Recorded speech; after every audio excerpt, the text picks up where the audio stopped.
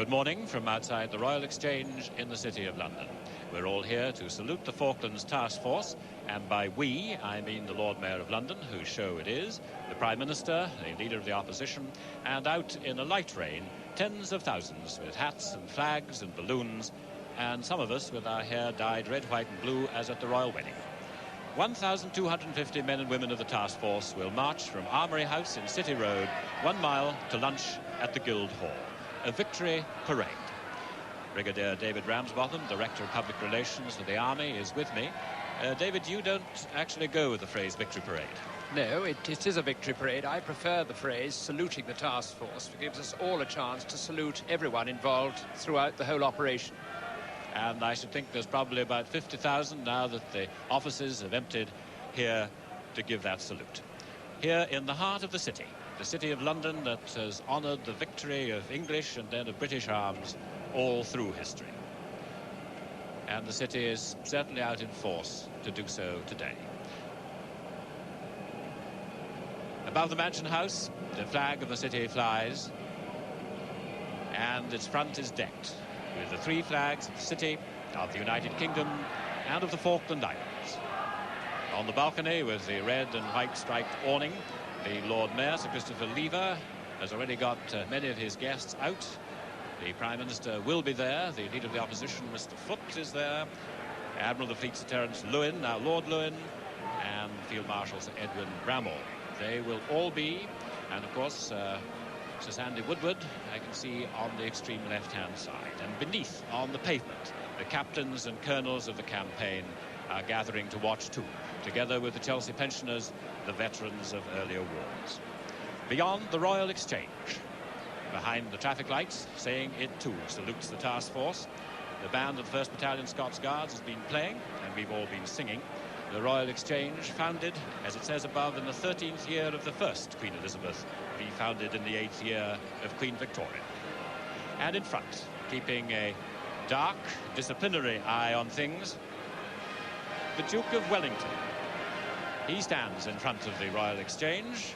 Rides, in fact, put up there in 1844.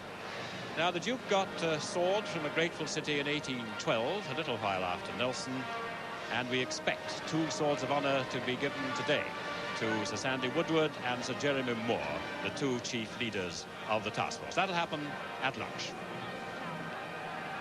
And here comes the first fly past of the helicopters, coming in 5V formations. Helicopters flying now over the Thames, as indeed they flew over Port Stanley in a victory fly past when that capital was retaken. We'll see more of those as they come in over us here at the Mansion House. So it's all happening in a city that would perhaps much of it be unrecognised by the men who marched in the last victory parade after the last war. They wouldn't recognise the concrete towers which have gone up of the new stock exchange, nor indeed of that huge glass tower 600 feet high of the NatWest Bank, where from the top you can see 7 counties and London, and no doubt the helicopters arriving. We'll be waiting for the helicopters in a moment. Later we'll see the Harriers and the other fixed-wing planes that fought in the Falklands. Now, it's not just military men today. Quite a number of women went south with the task force, and some of them are going to be marching today in the parade. Terry Lloyd reports. Only 3 females will be on parade today, but they all played a vital part in the Falklands campaign. 21-year-old naval nurse Susan Offen was the youngest nurse aboard the SS Uganda. With her was a more experienced nurse, Christine Poole, who switched from civilian nursing to the Navy for adventure. She certainly found it, along with 23-year-old Lois Wheeler, who worked as assistant purser on the SS Canberra. All 3 share the horrors of war, plus the worry of marching today. They've never had to march before. I worked in a casualty department before, but of course we never had the great number of casualties then that we did on the ship. Is it a sort of trip that you'd go on again? I wouldn't volunteer, but if I was told to go, yes, I would. Now, what about the march? How do you feel about that? Well, looking forward to it, and obviously very honoured to be chosen to do it, but a bit apprehensive. It was a shock to find out, or to realise the ship was in the position that it would be going to war. or confliction, as they say down there. But once we were asked to volunteer, asked if we would volunteer, and then decided to go, well, we were quite happy about the situation. It was our ship, and we were going with it. And what about the march, the next big day for you? Very nervous. I'm more nervous about that than anything else, I think. When it was first announced, I couldn't believe it. And then when I was told I was going, I couldn't believe that. I thought we'd get to Gibraltar, that we'd turn around and come home. We got to Gibraltar, we sailed on to the Ascensions. I thought we'd get to the Ascensions and come home. And next minute we were in the Falklands and it was still going on. And above London, just a little bit downriver, we see three Sea Kings of the second V formation of the fly past coming in towards the city. They're from 846, 825 and 826 Naval Air Squadrons. The workhorse, David, of the Falklands campaign. Absolutely. They did remarkably, both not supporting the task force at sea and, of course, an enormous amount of lifting stuff to support the soldiers on land. And, of course, they carried out the vital anti-submarine role in protection of the ships at sea. Well, they're making good progress, and they're due over us. That's the very first formation, led by a Lynx of the Exeter flight, Lieutenant Commander Ron Goddard from Cornwall, 2 Wasps and 2 Wessexes. And they are leading the way. One of the Wessexes of HMS Anson's flight, which took such an important part in the recapture of South Georgia. That's right. Well, we can see them from our own helicopter. The clouds are fairly thick over London, but we'll certainly hope to see them, and all those on the saluting base are waiting for them to come. Now, a number of wounded are going to march today too. David Mannion's been speaking to them. Warrant Officer John Phillips won his Distinguished Service Cross for a particular kind of bravery. His lot was to help defuse unexploded Argentine bombs lodged deep in the bows of British ships.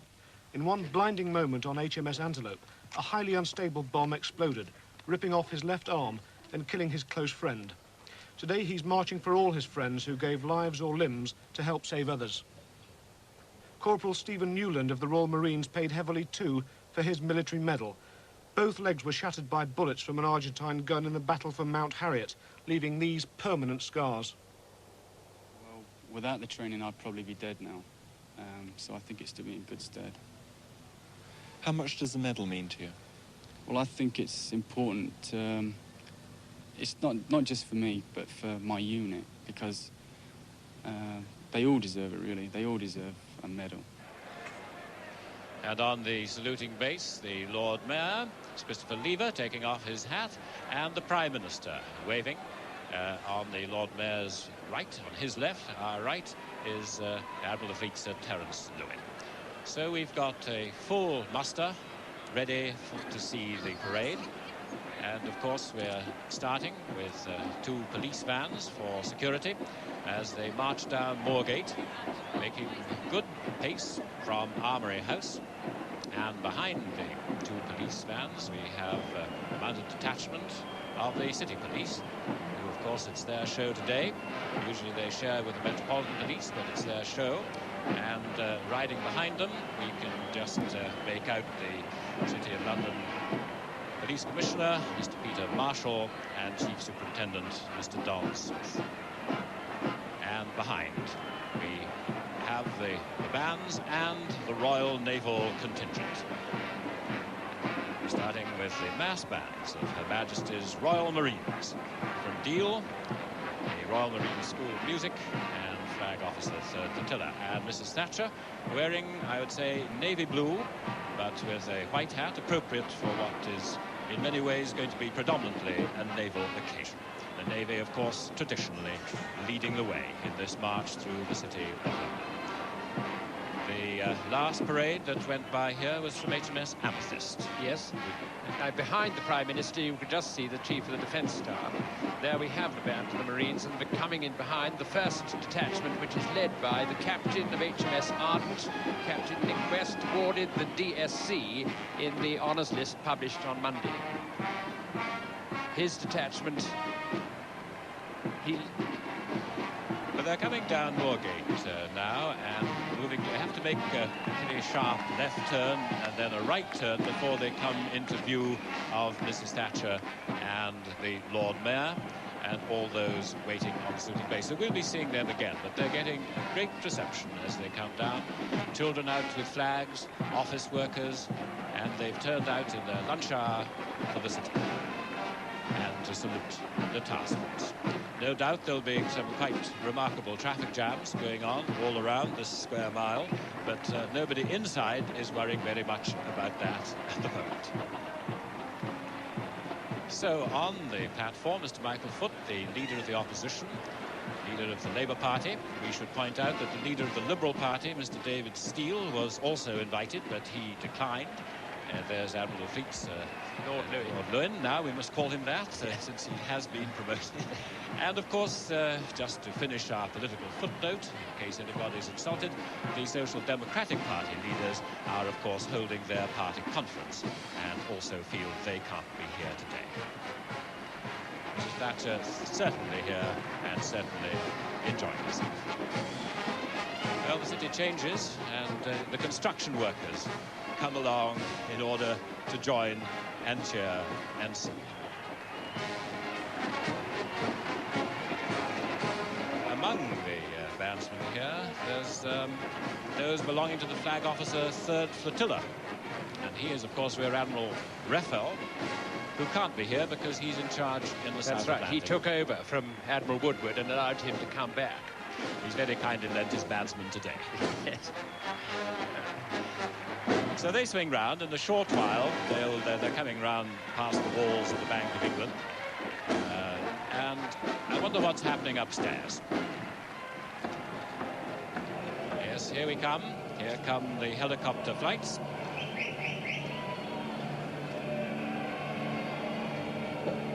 The 5V formations. Just beginning to come visible, and in the rear formation, the 3 Chinooks. They are really substantial, looming through the mist. Of course, only 1 Chinook really operated in the Falklands. I think 3 were lost with the Atlantic Conveyor. The tragedy was the others going down at Atlantic Conveyor, one of the most significant material losses in the whole campaign. But they're... And they can see them now. Mrs. Thatcher pointing them out. Almost applauded. Everyone else is applauding. Coming over the NatWest building within sight of the City of London.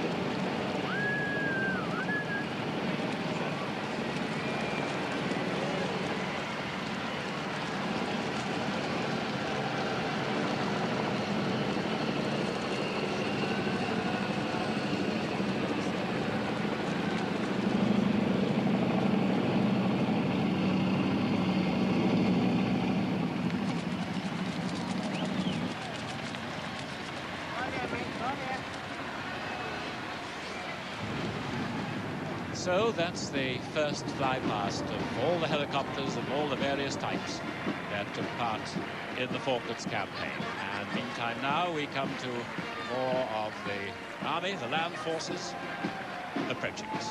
And past the spire of St. Paul's, where so many people have gone to give thanks for victory from Henry V onwards. That was an earlier St. Paul's, certainly crossing London River. So they're still coming towards us, and all the vehicles have got their lights on as if they're expecting bad weather. Always done when you're moving in convoy on the road, and certainly essential today as we get nearer Falklands than London weather. Well, I suppose they're very used to marching in the rain or yomping in the rain. It's the crowds here are not quite so fit. No, they seem to have come prepared, many of them, looking at the slash of the umbrellas. And just coming into view in front of the Mansion House so that they can be seen by the Lord Mayor and all his guests and dignitaries and all the top brass. The very first approach, the first sight of the opening of the parade. Here come the Marines, and this is what Mrs. Thatcher and the Lord Mayor, Mr. Foot, and everyone else can now see. Now the dignified figure riding on horseback is Colonel John Howard, the City Marshal, He's an ex-hussar, and he's riding Saturn, a Metropolitan Police force. Saturn actually led the way when the Blues and Royals were attacked by the IRA car bomb in Hyde Park. He escaped unscathed that day, unlike Sefton and some of the others. And now he's here today to grace this parade. An officer of the 13th, 18th Hussars, known as the Lily Whites, is in fact appropriately swear to riding a grey horse. The difference between the two Marine bands that you'll see marching is that the bandsmen who went south to the Falkland Islands will be wearing their Lovat uniform. The bandsmen who remained in the United Kingdom will be wearing their traditional blue. Because not everybody in the parade actually went to the Falklands. Many are here to represent those units. And here's the Royal Navy. We should, of course, remember those who went to the Falklands and who did not come back.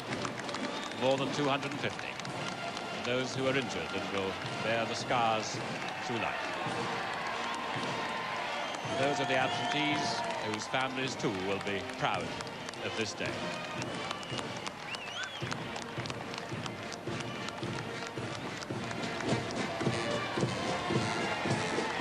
All right.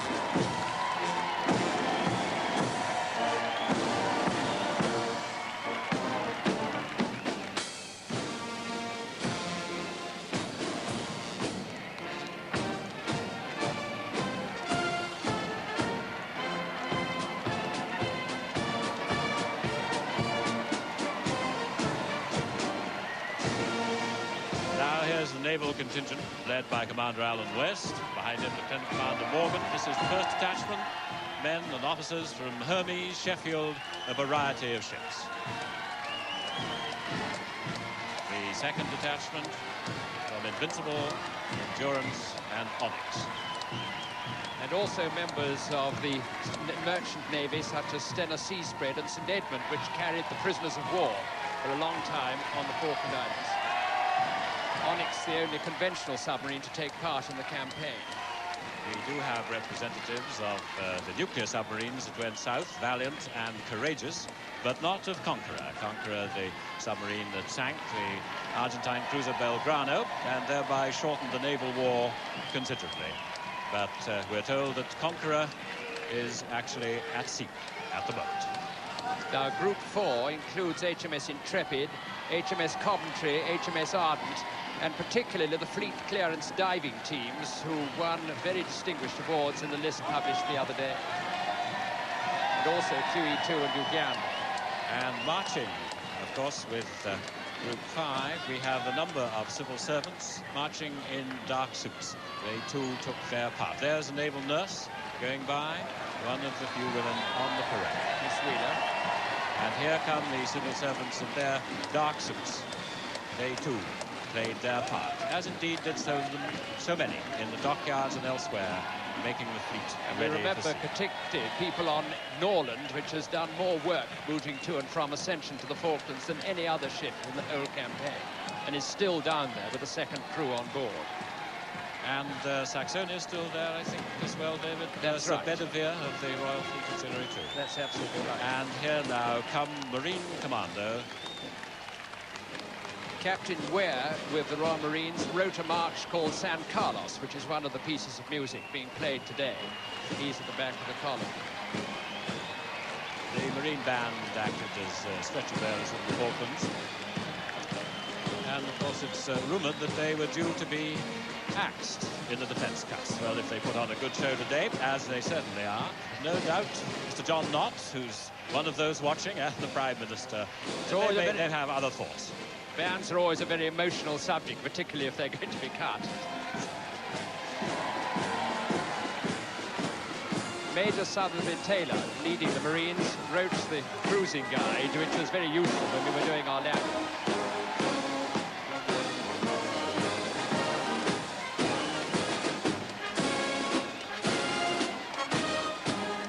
And here, led by Major Ewan Southerby Taylor, come the Marines. Here come the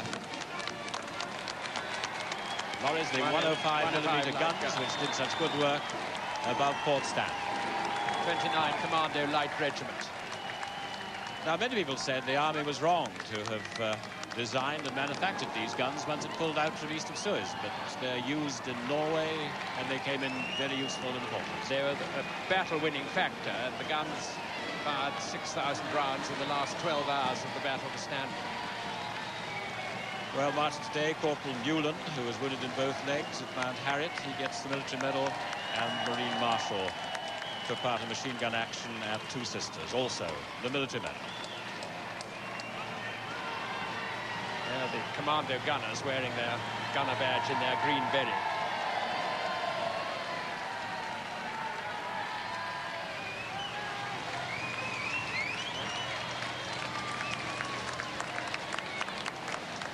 And there's a salute. Eyes on the Lord Mayor, who's taking the salute now, but on all the other dignitaries, Mr. Michael Foot nodding benignly. He supported the task force, as did the Labour front bench. And these are the rigid radar craft which performed so admirably, not just in San Carlos water, but also in South Georgia. A new piece of equipment which proved itself extremely useful. And here come the bandwagons. They're made in Sweden. They were designed by the Swedish Army. They're over-snow vehicles. They also are able to cover marshy territory as well. And that's coming up behind. You see the combat engineer tractor. Very important vehicle, this, because it's been fitted with a flail which used to help lift the mines. Well, now here we come to the Royal Artillery Band. They weren't there, and they're wearing their traditional uniform.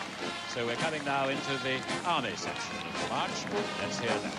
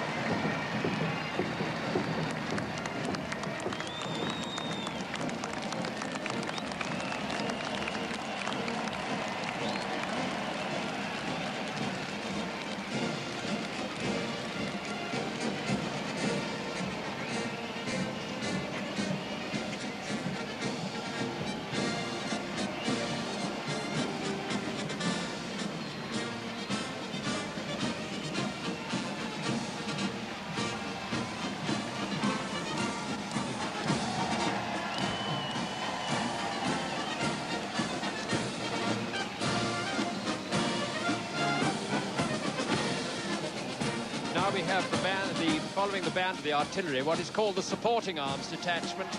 Men of 4th Field Regiment Royal Artillery, the Air Defence, the Royal Engineers, who did so much gallant work lifting the mines both before and after the campaign.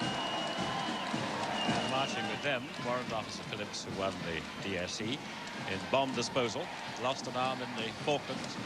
And they say he was clearing a mine on Chatham Beach just the other day. Yes, that's absolutely right. Insisted on marching today. And now we have the Guards Division, regimental band of the Welsh Guards, and they'll be followed by the massed corps of drums of the 2nd Battalion Scots Guards and 1st Battalion Welsh Guards, who were in the South Atlantic. And of course, the pipes and drums of the 2nd Battalion Scots Guards. And performed particularly gallantly, not just at Tumbledown, but also in the Sir Galahad incident, which we remember.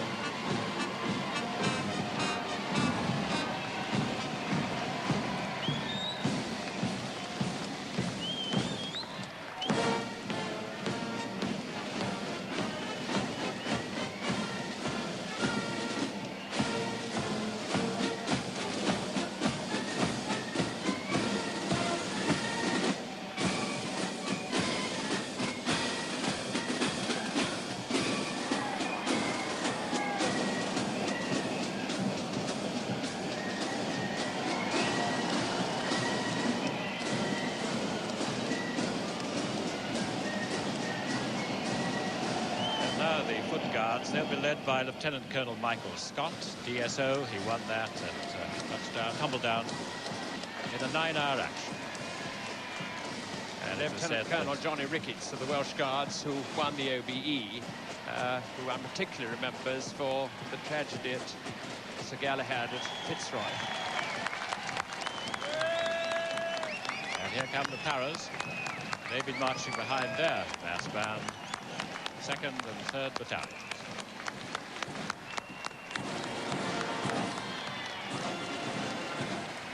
And though they were fighting in the Falklands, they have come out in their #1 uniform. That's right, because not all the bandsmen were, and so to produce a mass band, they've all turned out in the same uniform. But those in the south, of course, are wearing the Atlantic Medal. Atlantic Medal.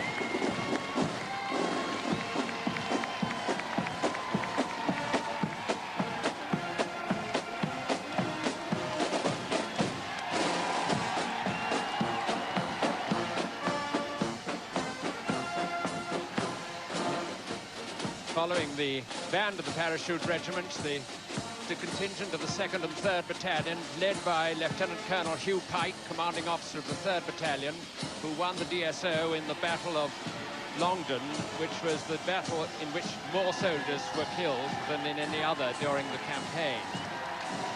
A number of distinguished members of the regiment there, including Captain Norman Minges, the quartermaster of 3rd Battalion, Corporal Bailey, who won the Medal Medal on the Battle of Mount Longdon, Major Neame, company commander from the 2nd Battalion, and finally them come the detachment of the supporting arms, without whom the campaign could not go forward. The Royal Corps of Transport, the Royal Army Ordnance Corps, the Royal Signals. And now the band of the 1st, 7th Duke of Edinburgh's Gurkha Rifles. And they're playing with a will.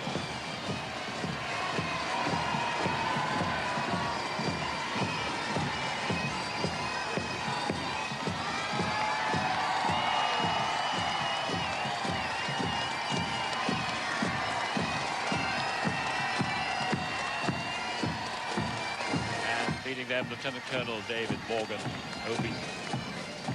Yes.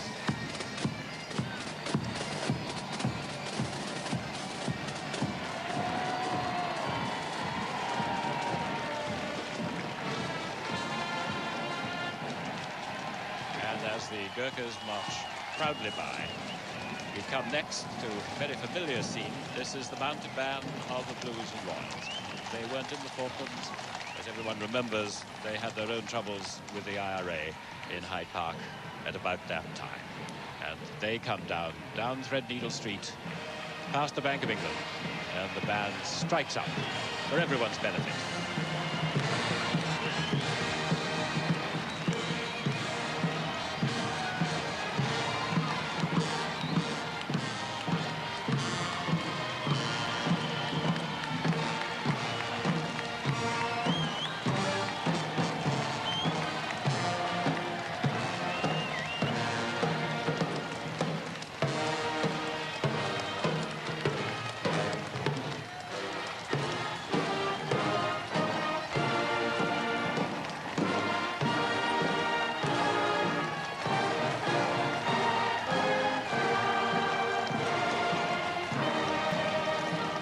Here we come with armoured vehicles, 2 Scorpions with 76mm guns and 2 Scimitars with 30mm Radon cannon. And the crowd is singing.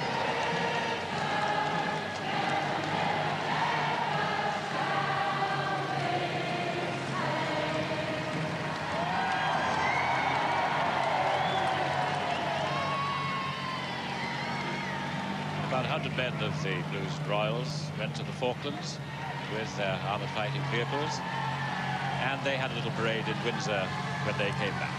And the troop commander, Lieutenant Mark Corrith, of course, was mentioned in dispatches.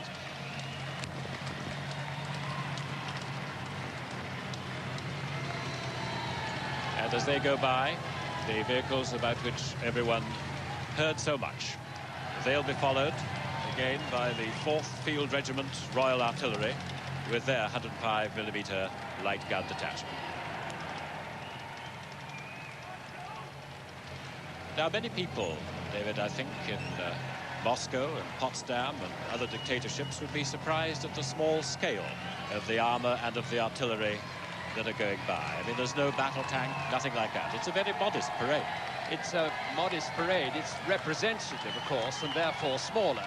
But, of course, one must remember that this was an infantry war once we were on land. And you've seen representatives of all the people taking part and the equipment they used. And here come the Rapier launchers. These were the anti-aircraft missiles that went ashore at San Carlos. And the crowd has certainly heard of them. They're getting a special cheer on their own. And they proved themselves to be highly effective from the moment that they put ashore, and protecting not just the area around San Carlos, but where else they were deployed. And of course, we must remember that there are detachments of these still down in the Falkland. So they've got the missiles coming as they swing round past the Mansion House. And the crowds put down their umbrellas. The rain has stopped mercifully. It was forecast, but it's all but stopped. And so it's become another splendid day. There go the Rapiers. Policeman studies them intently. British Aerospace will be pleased with that shot. And some of those on the saluting base will know what they mean, and others will just admire.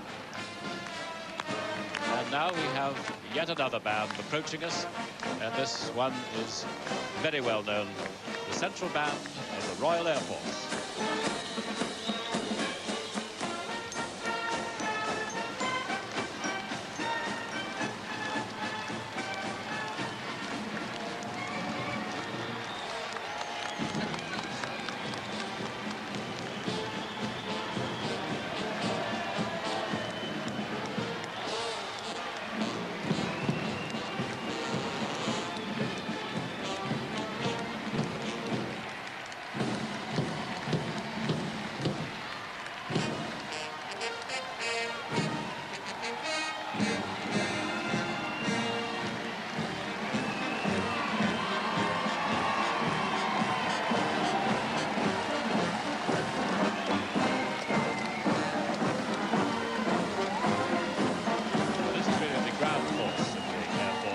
By marching, officers and airmen who flew in support of the task force from the Victor tankers, the Vulcan, 4450 and 101 squadrons, Harrier GR3, 1 and 3 squadrons, Nimrods, Hercules, Chinook pilots and Sea King pilots from 15 units of the Royal Air Force, including RAF Gütersloh, where the Harriers came from. And one mustn't forget also the RAF bomb disposal teams who played a particularly gallant part along with their Royal Engineer colleagues. And here come the Rapiers of the RAF regiment. Yes, the Tactical Communications Wing, the Supply Wing, RAF Armament Support Unit, and United Kingdom Mobile Air Movement Squadron, all represented. Everyone. And that corporal has particularly proud half smile. You can see the rosette for service in the Falklands on the ribbon of the medal. And here come the big boys. Here come the victors, the tankers of 55 and 57 Squadron, the lead victor, squadron leader Barney Neal, who made 22 sorties. They disappear a little into the cloud. We're a little worried about whether we can see them with the low clouds in London today. And the salute from the last detachment of the mounted police. The two have had their day, and behind them come police vehicles, security, and all the rest. Just to make sure that there's no interruption on the day. There's been tight security all along the route. Policemen on the top of buildings looking in at the crowds too.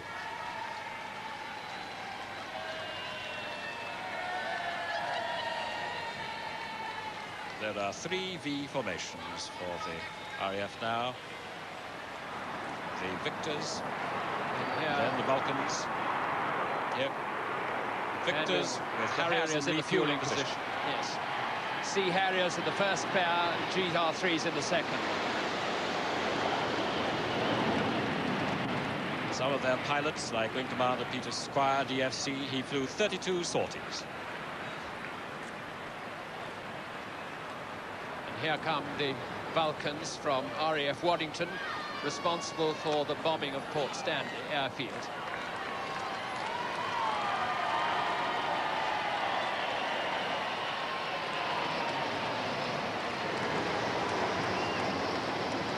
Well, they perhaps can't see the flags waving down on the ground, but we can just dimly glimpse them. And here the Nimrods from RAF Kinloss not only carried out surveillance around the Argentinian coastline, but the vital base around Ascension Island. And of course, one of the great successes, Austin David, was the refueling in flight, which kept them quite remarkable. In the air, An enormous advance that was made extremely quickly, particularly, I think, with the Hercules, which was done very quickly by British industry to get them ready to play their part.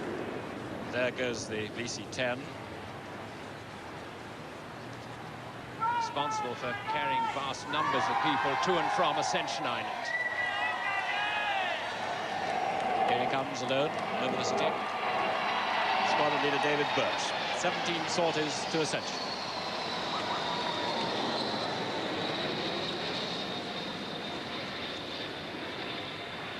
And so they go on over the skyline of London. And the West End will be able to see them now. And finally the Hercules. The real workhorse. And landing at Port Stanley, refueling ships at sea, or air-to-air refueled from Ascension. Remarkable aircraft, performed quite splendidly. And quite rightly, there have been awards to members of the Hercules force for what they did. I think officially they say 2,113 sorties, and the Hercules altogether, 24, 30, 47 and 70 squadrons, flew over 4 million miles in the Falklands campaign. So that's the fly past. Mrs. Thatcher gives a wave to the crowd.